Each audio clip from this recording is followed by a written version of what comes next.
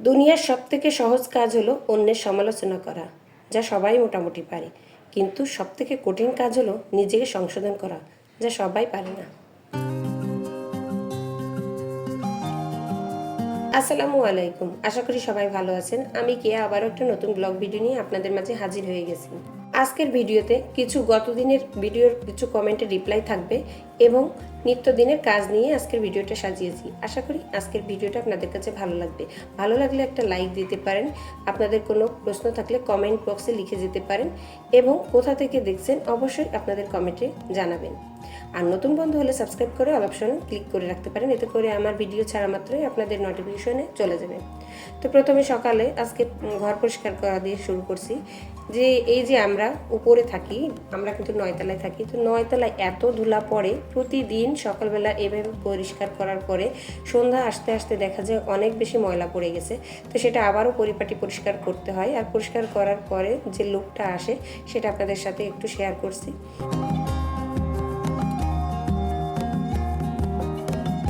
আর তারপরে আমি নাস্তা বানাতে চলে আসলাম। তো একটা কমেন্ট ছিল, একটা আপু দেখতে চেয়েছিল, সাবিয়া খাতুন আইডি থেকে আপু বলেছিল আপনার রুটি বানানোর ভিডিওটা একটু দেখাবেন। তো আমি রুটি তো বানাবো, তার জন্য একটু ভিডিও করে নিলাম আপুকে দেখানোর জন্য। আপু, শুধুমাত্র আপনার জন্য আজকের এই ভিডিওটা, রুটি কিভাবে বানাই। আমার এই রুটি মেকারটা কিন্তু অনেক দিন আর কি নেওয়া হয়েছে, সেই থেকে আমি ব্যবহার করছি। রুটি মেকারে রুটি বানাই, যেহেতু আমি হাতে রুটি বানাতে পারি না, কারণ আমার হাতে প্রচণ্ড ব্যথা। যারা আমার পুরনো ভিউয়ার্স আছেন জানেন আমার হাতে প্রবলেম আছে। তো রুটি বানাতে গেলে অনেক বেশি প্রেশার পড়ে হাতে, আর ডাক্তারে নিষেধ করে দিয়েছে আমাকে হাতে রুটি না বানাতে, যার কারণে আমি মেকারটা নিয়েছিলাম। তো এই মেকারটা নেওয়ার পর থেকেই কিন্তু আমি এই রুটি মেকারে রুটি বানাই। আলহামদুলিল্লাহ ভালোই হয় মোটামুটি। তবে আমি যে রুটি মেকারটা নিয়েছি, আপনাদেরও সেই রুটি মেকার নিতে হবে ভালো হয় বলে। আপনারা কখনো এই কাজটা করবেন না, কারণ আমার দেখা দেখি অনেকে নিয়েছেন, অনেকে কিন্তু ভালো হয়নি। তার জন্য আমি কখনো আপনাদেরকে বলবো না যে রুটি মেকার আপনারা এটাই নেন। যদি কখনো নেওয়ার দরকার থাকে অবশ্যই আপনারা যাচাই বাছাই করে যে কোনো ব্র্যান্ডে নিতে পারেন, কিন্তু যাচাই বাছাই করে নেবেন। আর আমি রুটি বানানোর সময় যে কাজটা করি, দুইটা চুলায় দিই, দুইটা তাওয়াতে দিই, কারণ রুটি বানাতে খুব বেশি সময় লাগে না, রুটি ভাজতেই সময় লাগে, যার কারণে দুইটা তাওয়াতে দিই। দুইটা তাওয়াতে দিলে দেখা যায়, মানে দুইটা কড়াই দিলে দেখা যায় অনেক তাড়াতাড়ি হয়ে যায়।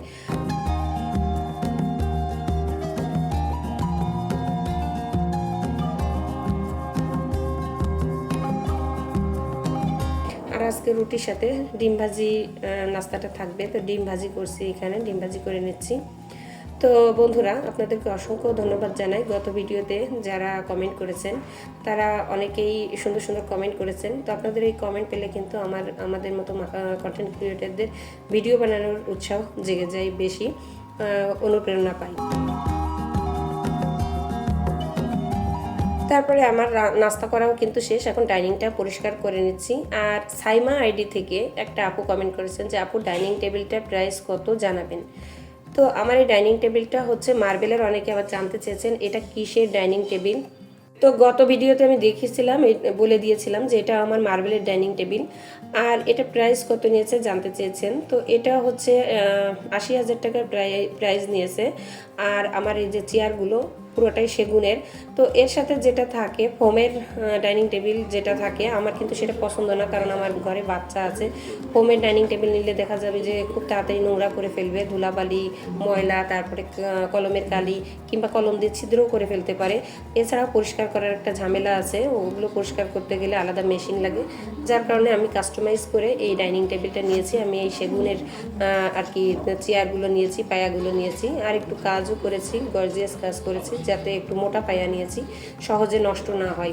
তো দেখা যাক কতদিন যায়। আর আমার কাছে এই মার্বেলের ডাইনিং টেবিলগুলো খুবই পছন্দ, কারণ এরপরে কোনো কিছু দেওয়া লাগে না, হাঁড়ি পাতিল যা খুশি বসানো যায়, এরপরে মানে গরম তাপ অবস্থায় বসানো যায়, কোনো ঝামেলা হয় না। তো যাই হোক, আমি ডাইনিং টেবিলটা পরিষ্কার করার পরে আমি সোফাগুলো পরিষ্কার করে নিচ্ছি। আর সকালে যখন আমি এরকম ঝাড়পোছ করি, পরিষ্কার করি, তখন এই স্প্রেটা ব্যবহার করি। এটা আমার হাতে বানানো স্প্রে। আর এটা ব্যবহার করলে দেখা যায় ধুলাগুলো উড়ে এসে নাকে মুখে লাগে না, ওটা ভিজা ভিজা থাকে। এতে জীবাণু মুক্তও হয়, আবার সুন্দরভাবে পরিষ্কারও হয়। তো আপনারা যারা গত ভিডিও দেখেছেন, আমার পিছনের ভিডিওগুলো আর কি দেখেছেন, আপনারা দেখেছেন যে আমি ওই স্প্রেটা নিজে হাতে বানিয়েছি।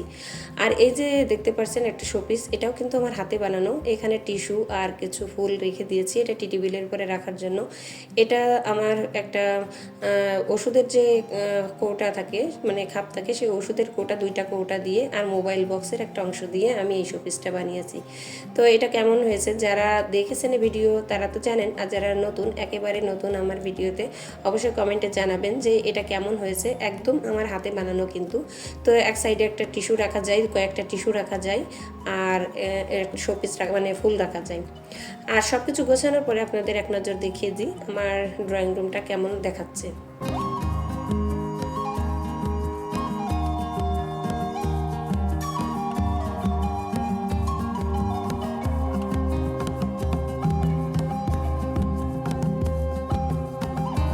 আমি সবসময় চেষ্টা করি আমার ঘরগুলো একটু গোছালো থাকতে, গোছানো রাখতে, কিন্তু আমি কখনোই পারি না সেই জিনিসটা আমার বাচ্চাদের জন্য।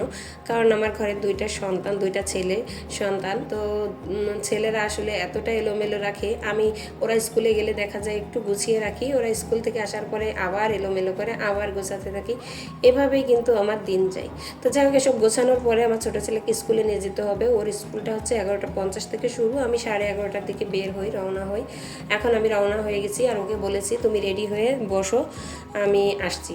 তো ও কিন্তু রেডি হয়ে বসে আছে, আর ও রেডি হলে 1 সেকেন্ডও দেরি করে না। দেখেন, ও কিন্তু এসে এখানে চিল্লাপাল্লা শুরু করেছে, রেগে আছে আমার উপরে যে তাড়াতাড়ি আসো, দেখো না আমি রেডি হয়ে আছি। তারপরে এই যে ব্যস্ততা শুরু হয়, এইখান থেকে ওকে স্কুলে নিয়ে যাই, স্কুলে দিয়ে আবার কখনো কখনো চলেও আসি, আবার কখনো কখনো বসেও থাকি, স্কুল শেষ হওয়া পর্যন্ত বসে থাকি। তো ইদানিং চলে আসছি, কারণ বসে থাকলে আসলে অনেকটা সময় ব্যয় হয়, আর আমি বাসায় এসে কাজটা করতে অসুবিধা হয়। সংসারের অনেক কাজ থাকে যেগুলো দেখা যায় যে বসে থেকে সময় নষ্ট করলে বাসায় এসে কাজ করতে অনেক অসুবিধা হয়ে যায়, যার কারণে স্কুলে রেখে চলে আসছি আমি। আর এসে ঝটপট আমাকে অনেক কাজ করতে হয়। এখন আমি এই যে বাসায় এসেই কিন্তু একটু রান্না করব। তো খিচুড়ি রান্না করব, তার জন্য আমি বুটের ডালটা ভিজিয়ে রেখে গিয়েছিলাম। আর এখন আমি তাড়াহুড়ো করে খিচুড়ি রান্না করে রেখে আবার কিন্তু আমার ছেলেকে আনতে যাব। তো প্রেশার কুকারেই রান্নাটা বসাচ্ছি যাতে তাড়াতাড়ি হয়। প্রেশার কুকারে বসালে তো খুব অল্প সময়ের মধ্যে রান্না হয়। কিভাবে আমি প্রেশার কুকারে খিচুড়িটা রান্না করি সেটা আপনাদের সাথে শেয়ার করছি। অনেকেই আমাকে কমেন্ট করেন যে আপু প্রেশার কুকারে কীভাবে রান্না করেন ভাত। তো ভাত, খিচুড়ি, আমি এমনও বিরিয়ানিও রান্না করি, খুব তাড়াতাড়ি হয়। তো এখানে আমি 3 প্রকার ডাল দিয়েছি আর পোলার চাল দিয়েছি। তো ডালটা, বুটের ডালটা আমি আগে থেকে ভিজিয়ে রেখেছিলাম, মুগের ডাল দিয়েছি আর একটা খেসারির ডাল দিয়েছি। তো দিয়ে সেগুলো, আর মুগের ডালটা তো আগে ভেজে নিয়েছি, আর সব কিছু ধুয়ে এখন একটু কষিয়ে নিচ্ছি মশলা দিয়ে। যত মশলা ছিল সব মশলাগুলো দিয়ে নিয়েছি। মশলাটা কষানোর পরে আমি খিচুড়িটা আর কি কষিয়ে নিলাম, মানে ভুনা খিচুড়ি মতো হবে। আর বাসায় মাংস রান্না করা ছিল, সেটাও আমি কিন্তু এর সাথে অ্যাড করে দিয়েছি, ওটা স্কিপ হয়ে গেছে। এখন পানি দিয়ে দিচ্ছি। তারপরে আমি এটা প্রেশার কুকারে বসিয়ে একটা সিটি দেওয়া পর্যন্ত অপেক্ষা করব। একটা সিটি দিলেই কিন্তু আমার রান্না কমপ্লিট। এতে করে আমার সময়টা অনেক তাড়াতাড়ি হয়, আমার রান্নাটা কিন্তু খুব দ্রুত হয়ে যায়।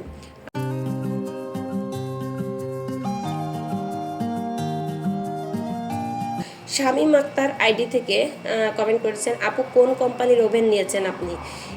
আমার এই কোম্পানিটা হচ্ছে স্যামসাং কোম্পানির ওভেন, আর এটা আমি নিয়েছি প্রায় 4 বছর হতে চললো। 4 বছর বা 3.5 বছর, সম্ভবত 3.5 বছর, আমার এতটা খেয়াল নেই, 3.5 বছর কি 4 বছর হবে। তো এই কোম্পানির ওভেন, স্যামসাং কোম্পানির ওভেন নিয়েছি। আর এই ওভেন নিয়ে আমার অনেক প্রশ্ন আসে, অনেক রেসিপি দিতে বলে, তো আমি আসলে সময়ের অভাবে দিতে পারি না। আর এই ওভেনটা আসলে কি বলবো, আমার বর্তমানে ওভেনটা এখন সেইভাবে কাজ করে না। আমার শুধুমাত্র মাইক্রো ওভেন, অর্থাৎ আমি খাবার গরম করা ছাড়া অন্য কোনো কাজ করতে পারি না। এতদিন ভালো চলেছে, কিন্তু বর্তমানে এই ওভেনটা আমার খুব ভালো একটা সার্ভিস দিচ্ছে না। তো যাই হোক, স্কুল থেকে বাচ্চাদের কিন্তু অফ ক্যামেরায় নিয়েও চলে আসছি। আর আসার সময় রাস্তার সাইডে দেখলাম জামরুল বিক্রি হচ্ছে, এই লাল লাল জামরুলগুলো। তো আমাদের বাড়িতে কিন্তু একসময় এরকম লাল জামরুল ছিল, আমরা তখন খেতাম ওনারা নিচেই পড়ে থাকতো। আর এই আধা কেজি জামরুল আমি 60 টাকা দিয়ে কিনে নিয়ে আসছি। তো আনার সাথে সাথে আমার বাচ্চাদের ধুয়ে দেওয়ার পরে মনে হয় 5 মিনিট লেগেছে খেতে। তো আমি বললাম যে আমরা কত খেয়েছি, আর তোদের আমরা কিনেও খাওয়াতে পারি না, এত দাম। আর এই যে কলাও নিয়ে আসছিলাম। তো কলা এখন যেহেতু অনেক গরম, এই কলা নিয়ে আসলে কিন্তু বাজার থেকে কলা নিয়ে আসলে দেখা যায় কয়েক ঘন্টার মধ্যে কিন্তু নষ্ট হয়ে যায়। তো আপনাদের একটা টিপস দিয়ে দিই, কলা নষ্ট হবে না, খুব ভালো থাকবে কিভাবে। তো এখানে আমি একটা পানি নিয়েছি আর একটু টিস্যু নিয়েছি, টিস্যুটা হালকাভাবে ভিজিয়ে নিচ্ছি। আর এই ভিজা টিস্যুটা আমি কি করব আপনারা দেখেন, এইভাবে যদি কলাটা রাখেন তাহলে দেখবেন অনেক কলা একসাথে কিনলেও খুব সহজে নষ্ট হবে না। এই যে গোড়ার দিকে এই কলাটা ভিজা টিস্যুটা এভাবে দিয়ে দিতে হবে। তারপরে আপনারা চাইলে কোথাও ঝুলিয়ে রাখতে পারেন যাতে বাতাস লাগে, এতে করে খুব ভালো হবে। না পারলে আপনারা যে কোনো জায়গায় রেখে দিতে পারেন, তবে অবশ্যই গোড়াটা যেন ভিজা ভিজা থাকে। কিছুক্ষণ পর পর একটু পানি, হালকা পানি ছিটে দিবেন, এতে করে গোড়াটা ভিজা থাকবে। গোড়াটা ভিজা থাকলে কিন্তু কলাটা খুব সহজে নষ্ট হবে না। খাওয়া দাওয়ার পরে একটু রেস্টও নিয়েছি। আর এরপরে আসছি এই যে এই আর্টিফিশিয়াল গাছগুলো এত পরিমাণে ধুলা হয়, মানে ধুলা পরিষ্কার করা লাগে খুব বেশি। আর আমার বাসায় যেহেতু কাজ চলে, সব সময়ের জন্য ধুলা পড়ে, তো আমি কিছুদিন পর পর পরিষ্কার করি।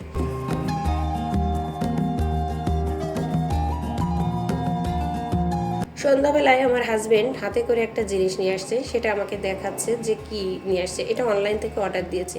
তো আমরা যত আমাদের বয়স বেশি হচ্ছে দেখবেন বিভিন্ন জায়গায় ব্যথা, গায়ে ব্যথা, শরীরে ব্যথা। তো অনলাইন থেকে একটা তেল অর্ডার দিয়েছে। আমি তেলটার নাম এখানে বলছি না, যেহেতু এটা আমি স্পন্সর না, যার কারণে এটা আমি উল্লেখ করছি না। শুধুমাত্র আমরা নিয়েছি, উপকার হবে কি না জানি না।